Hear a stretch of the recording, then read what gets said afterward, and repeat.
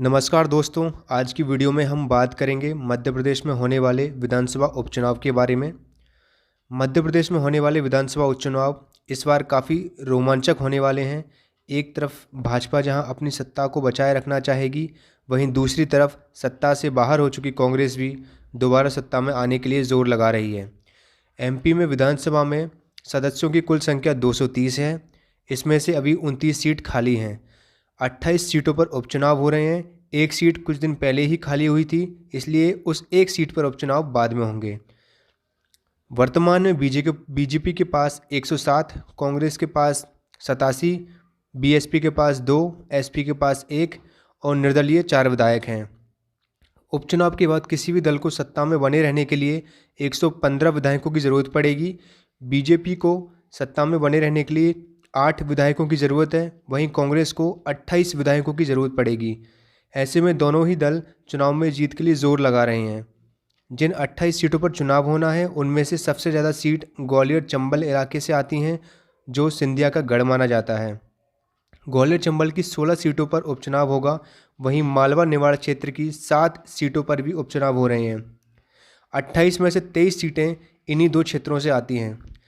मालवा निमाड़ में जहां बीजेपी हमेशा से ही मजबूत रही है, वहीं ग्वालियर चंबल में सिंधिया अपने दम पर चुनाव जिताने का माद्दा रखते हैं। भले ही मध्य प्रदेश की 28 सीटों पर विधानसभा चुनाव होना है, परंतु मुख्य मुकाबला ग्वालियर चंबल संभाग की 16 सीटों पर ही होगा। सभी 16 विधानसभा क्षेत्रों पर ज्योतिष सिंधिया का प्रभाव माना जाता है।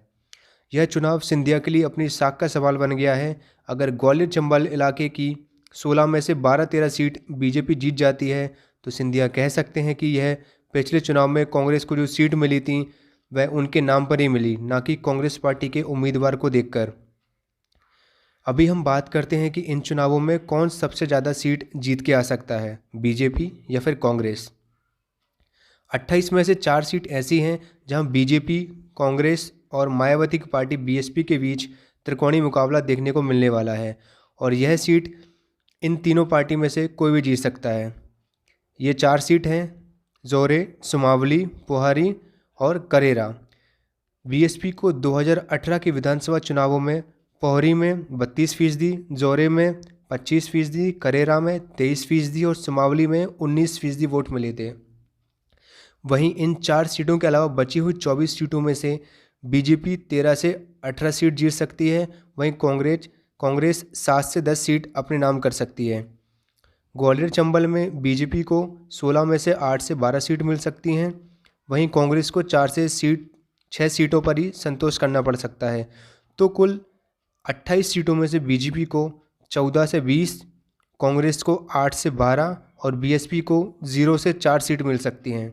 इससे एक बात साफ जाहिर हो रही है कि उपचुनाव के नतीजों के बाद बीजेपी अपने दम पर बहुमत हासिल कर लेगी, वहीं कांग्रेस को उसकी वापसी की उम्मीदों पर झटका लगेगा।